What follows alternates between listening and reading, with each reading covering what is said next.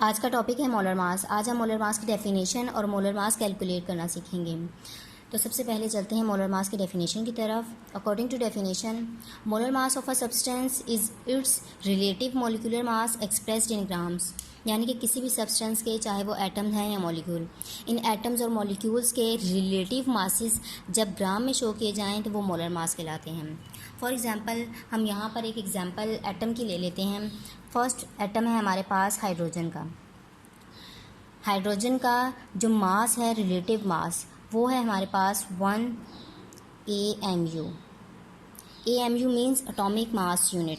ये इसका relative atomic mass है। एक और एटम ले लेते हैं, ऑक्सीजन। ऑक्सीजन का जो मास है हमारे पास वो है 16। इसे भी हम यूनिट में शो करते हैं, वो यूनिट है AMU, यानी कि एटॉमिक मास यूनिट। जब इन एटम्स के मासेस AMU में शो किए जाएं तो ये इसके रिलेटिव एटॉमिक मासेस कहलाते हैं। अब अगर हम इन रिलेटिव एटॉमिक मासेस का ये जो यूनिट है AMU, इसे कन्वर्ट कर दें, इसे चेंज कर दें ग्राम के साथ, जैसे हमने हाइड्रोजन का जो मास है उसे हम लिख देते हैं यहाँ पर 1 ग्राम। हमने AMU के बजाय अब यहाँ पर लिख दिया ग्राम। इसी तरह जो ऑक्सीजन का मास है 16 AMU, अब हम यहाँ पर 16 ग्राम कर दें, यानी कि इस रिलेटिव मास को हमने ग्राम में शो किया तो ये इसके बन गए मोलर मास।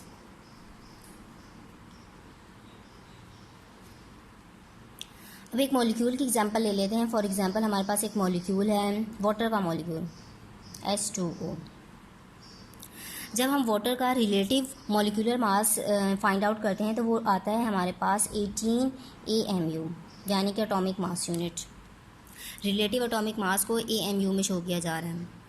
अब अगर हम इस रिलेटिव मास को AMU के बजाय ग्राम में शो करें, यानी कि 18 AMU के बजाय अगर मैं यहाँ पर 18 ग्राम लिख दूँ तो अब ये मोलर मास है। जब तक मासेस AMU में शो किए जाते हैं वो रिलेटिव मासेस होते हैं, लेकिन इन रिलेटिव मासेस को जब हम ग्राम में शो कर देते हैं, जैसे यहाँ पर मैंने हाइड्रोजन का, ऑक्सीजन का और वाटर मॉलिक्यूल का मास ग्राम में शो किया है, तो ये मोलर मास बन जाते हैं। अब हम कुछ एग्जांपल्स की मदद से इस मोलर मास को कैलकुलेट करना सीखेंगे। यहाँ मैंने कुछ एटम्स के मासेस मेंशन किए हैं जिनकी मदद से हम मोलर मास कैलकुलेट करेंगे। जैसे मैंने नाइट्रोजन का मास मेंशन किया है, hydrogen, sulphur, carbon and chlorine के मासेस मेंशन किए हैं। अब इन्हीं को यूज़ करते हुए हम एग्जांपल्स की मदद से मोलर मास कैलकुलेट करेंगे। तो फर्स्ट सब्सटेंस है हमारे पास, फॉर एग्जांपल हमने फर्स्ट सब्सटेंस ले लिया NH3, यानी कि अमोनिया। अब मोलर मास कैलकुलेट करने से पहले हम देखेंगे कि इस सब्सटेंस के अंदर कौन कौन से एलिमेंट प्रेजेंट हैं। जैसे कि अमोनिया के अंदर 2 एलिमेंट प्रेजेंट हैं। Number 1 nitrogen and second element यहाँ पर प्रेजेंट है हाइड्रोजन। एलिमेंट लिखने के बाद अब हम इनके मासेस लिखेंगे। नाइट्रोजन का मास कितना है हमारे पास 14 ग्राम। अब हम देखेंगे कि इस पूरे मॉलिक्यूल के अंदर टोटल नंबर ऑफ़ नाइट्रोजन कितने प्रेजेंट हैं। नाइट्रोजन एक ही प्रेजेंट है, हम लिखेंगे 14 multiply by 1 is equal to 14 gram. Second element है हमारे पास हाइड्रोजन। अब हाइड्रोजन का हम मास मेंशन करेंगे। यहाँ पे हाइड्रोजन का मास है 1 ग्राम। 1 ग्राम मल्टीप्लाई कर देंगे जितने भी हाइड्रोजन के एटम्स प्रेजेंट है इस सब्सटेंस के अंदर। इस सब्सटेंस के अंदर total number of hydrogen atoms कितने हैं, यहाँ पर हमें हाइड्रोजन के साथ 3 लिखा हुआ नज़र आ रहा है। इट्स मीन कि हाइड्रोजन के 3 एटम्स हैं, हमने यहाँ पे 3 कर दिया। 1 3 3 ग्राम। अब हमारे पास नाइट्रोजन का मोलर मास आ गया है और हाइड्रोजन का भी मास आ गया है। इन दोनों मासेस को हम ऐड कर देंगे, प्लस करेंगे तो हमारे पास आंसर आ जाता है 17 ग्राम। 17 ग्राम आंसर है, यानी कि मोलर मास आ गया हमारे पास अमोनिया का। हमने यहाँ पर लिख देते हैं मोलर मास ऑफ NH3। अगर इन यूनिट्स को, ये जो हमने ग्राम के यूनिट्स लगाए हैं, AMU में शो करते तो ये मॉलिक्यूलर मास होता, बट हमने यहाँ पे ग्राम में शो किया है। इन्हीं रिलेटिव मासेस को ग्राम में शो कर दिया तो हमारे पास अब ये मोलर मास है। जो सेकंड हमारे पास सब्सटेंस है वो है S8। यानी कि सल्फ़र के 8 एटम्स कंबाइन होकर एक मॉलिक्यूल बना रहे हैं। इसका मोलर मास फाइंड आउट करेंगे। सबसे पहले इसमें देख लें कि एलिमेंट कौन सा प्रेजेंट है। सल्फ़र एक ही एलिमेंट प्रेजेंट है, इसके अलावा कोई और दूसरा एलिमेंट प्रेजेंट नहीं है। हम अब देखें यहाँ पे सल्फ़र के टोटल कितने एटम प्रेजेंट हैं। 8, सल्फ़र के साथ 8 लगा हुआ है, हमने लिख दिया 8 मल्टीप्लाई। अब इसका मास देखते हैं। सल्फ़र का मास है 32 ग्राम, हमने यहाँ पर लिख दिया 32 ग्राम।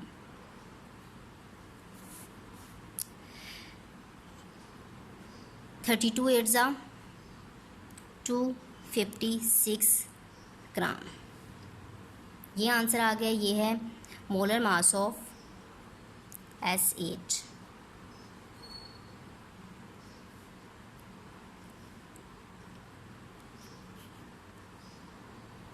अब थर्ड एग्जांपल हम ले लेते हैं। यहाँ पर एक सब्सटेंस है CS2 यानी कि कार्बन डाइसल्फाइड।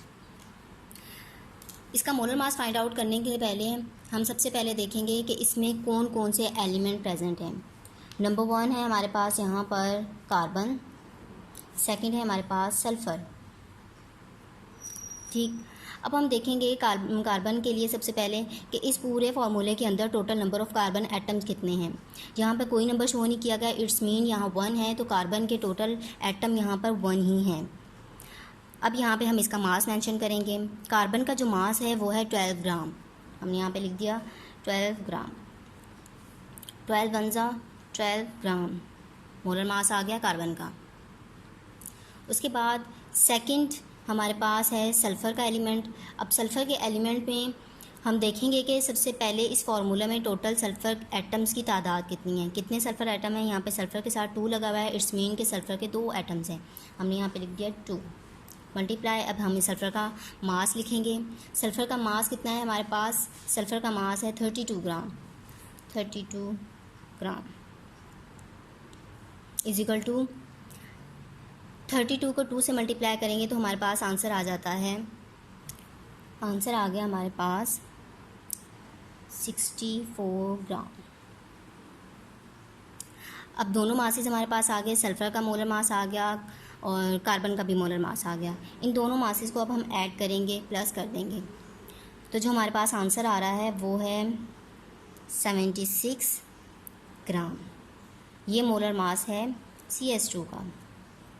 मोलर मास और मॉलिक्यूलर मास को कैलकुलेट करने का मेथड एक ही जैसा है, बट सिर्फ हम इसमें ग्राम जो हैं यूनिट ग्राम लगा देते हैं, हम यूनिट चेंज कर देते हैं। अब फोर्थ एग्जांपल है हमारे पास, एक सब्सटेंस है हमारे पास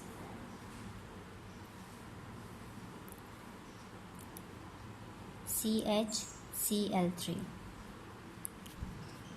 मोलर मास फाइंड आउट करने के लिए सबसे पहले हम देखेंगे कि इसमें कौन कौन से एलिमेंट प्रेजेंट हैं। हमें यहाँ पे 3 तरह के एलिमेंट नज़र आ रहे हैं। फर्स्ट है यहाँ पर कार्बन, सेकंड एलिमेंट है यहाँ पर ये हाइड्रोजन, थर्ड एलिमेंट है यहाँ पर क्लोरीन।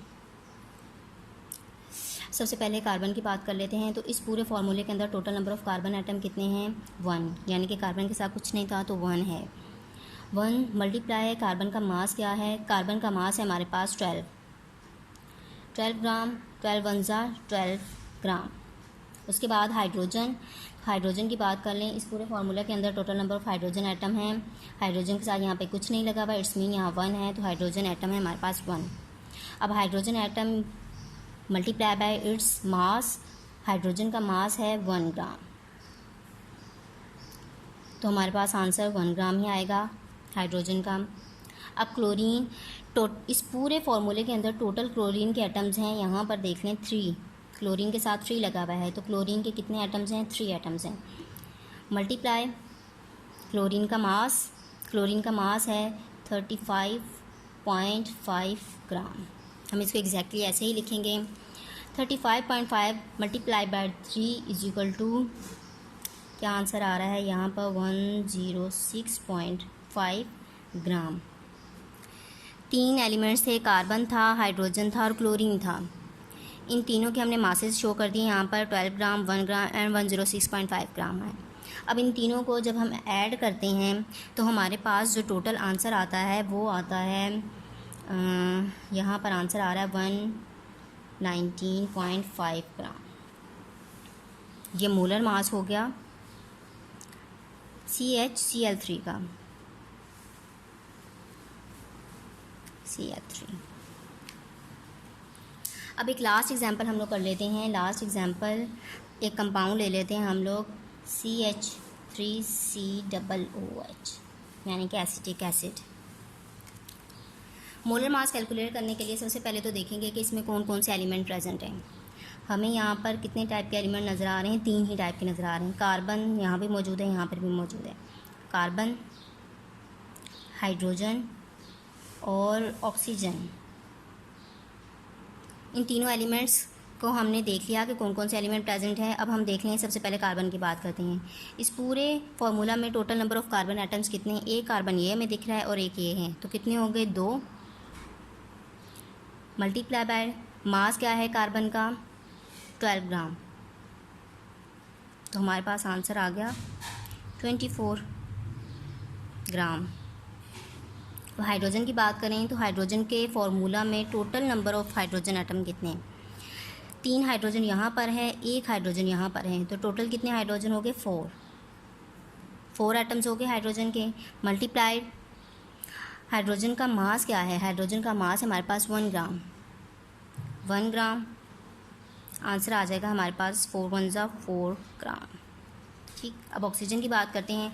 इस फॉर्मूले के अंदर टोटल 2 ऑक्सीजन नज़र आ रहे हैं, एक ये और एक ये। हमने टोटल नंबर ऑफ़ एटम कितने शो किए ऑक्सीजन के? 2। मल्टीप्लाई ऑक्सीजन का मास आता है हमारे पास, यहाँ मेंशन नहीं किया मैंने लेकिन मेंशन कर देती हूँ। ऑक्सीजन का मास है 16 ग्राम। ऑक्सीजन का मास आया 16 ग्राम। 16 2 ज़ा 32 ग्राम टोटल ऑक्सीजन का मोलर मास आ गया। तीनों एलिमेंट्स के मासेस आ गए। अब हम इनको ऐड कर लेंगे। जब इन तीनों मासेस को हमने ऐड किया तो जो हमारे पास आंसर आ रहा है वो आ रहा है 60 ग्राम। 60 ग्राम मोलर मास है CH3COOH का, यानी कि एसिटिक एसिड का।